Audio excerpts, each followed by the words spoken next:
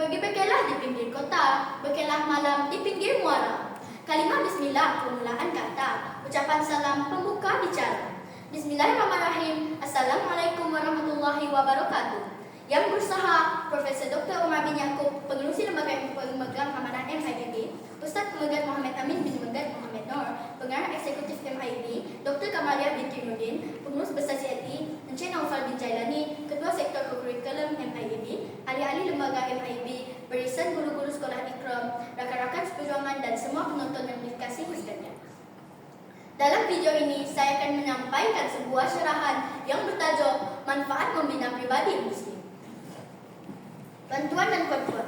Imam Hasan Al-Banna menggariskan 10 ciri-ciri pribadi Muslim. Antaranya, akidah yang sejahtera, ibadah yang sahih, akhlak yang mantap, mampu untuk berdikari, berpengetahuan yang luas, tubuh badan yang sehat, mujahadah melawan nafsu, tersusun dalam tulisannya, sangat menjaga masa, dan bermanfaat kepada orang lain. Kesemuanya ada 10 ciri-ciri yang digariskan. Saya akan menguraikan manfaat-manfaat bagi beberapa ciri yang disebutkan. Hujah saya yang pertama ialah mampu untuk berdikari seperti yang digariskan oleh Imam Hasan Al-Banna. Tetapi, apakah maksud berdikari? Berdikari merupakan sekatan kata berdiri di atas kaki sendiri.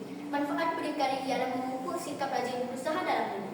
Sebagai contoh, kita mengambil keputusan untuk berhijrah ke suatu tempat.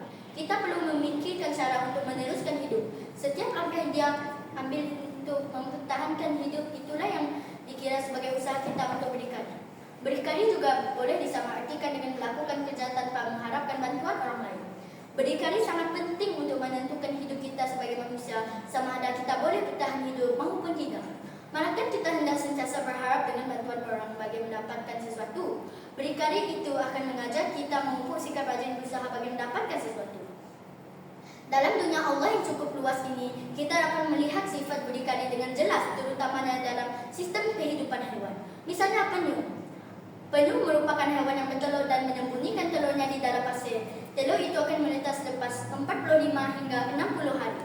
Anak-anak penyu itu akan pergi ke dalam laut menentukan nasib mereka sendiri, sama ada membesar atau menjadi mangsa ikan besar. Bukan setakat penyu, boleh dikatakan hampir semua haiwan Allah terapkan sikap berdikari. Semua haiwan akan mandiri selepas membesar dan tidak memerlukan susu dan makanan dari ibunya. Hal sedemikian ini jelas menunjukkan bahawa sikap berdikari sememangnya sudah Allah semayakan dalam diri setiap manusia. Jelas menunjukkan bahawa memupuk sikap yang rajin berusaha adalah manfaat untuk mampu berdikari. Seterusnya, hujah saya yang kedua ialah sangat menjaga masa. Manfaat menjaga masa ialah dapat mendisiplinkan kita dengan masa. Sekiranya kita dapat mendisiplinkan diri dengan masa, kita juga akan dapat mengatur perancangan dengan baik. Sebuah tugasan yang dapat diselesaikan pada masa yang tepat menunjukkan kita sebagai orang yang berdisiplin dalam hal masa.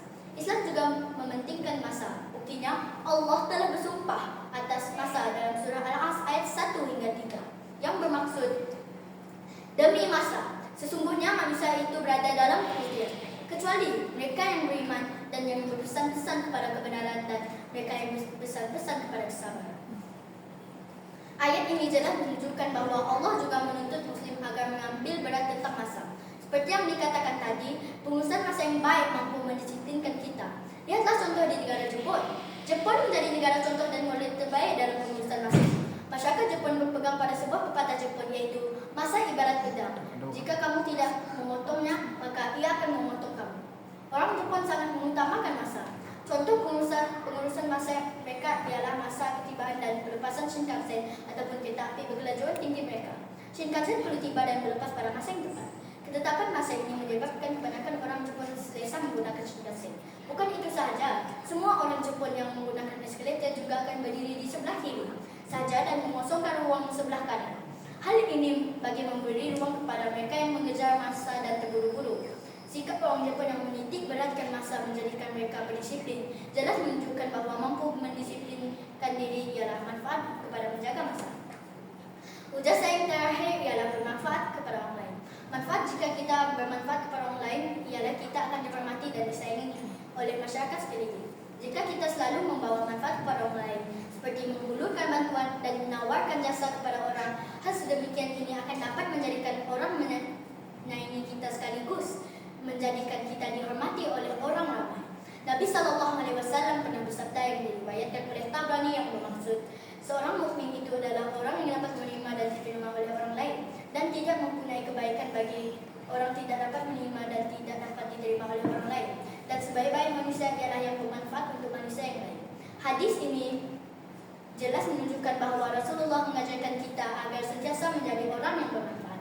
Kita yang bermanfaat kepada orang lain akan menjadikan kita disayangi oleh orang sekeliling, sekiranya kita memberikan sumbangan dan jasa kepada orang lain.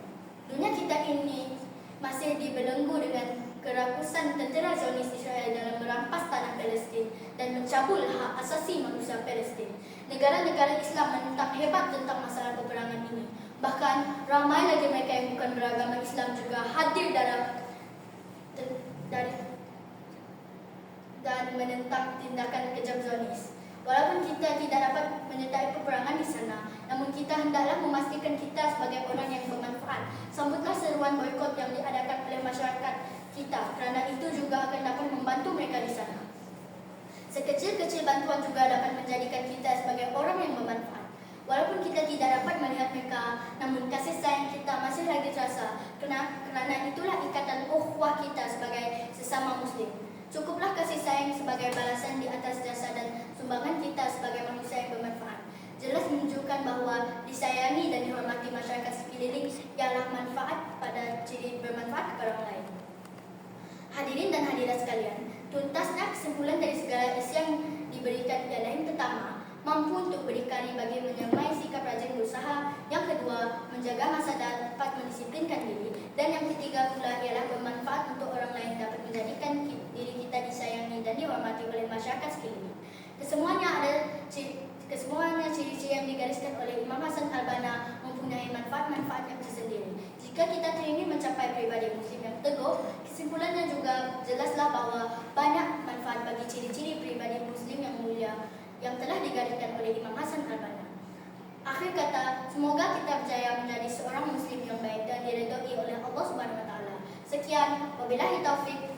Wassalamualaikum warahmatullahi wabarakatuh.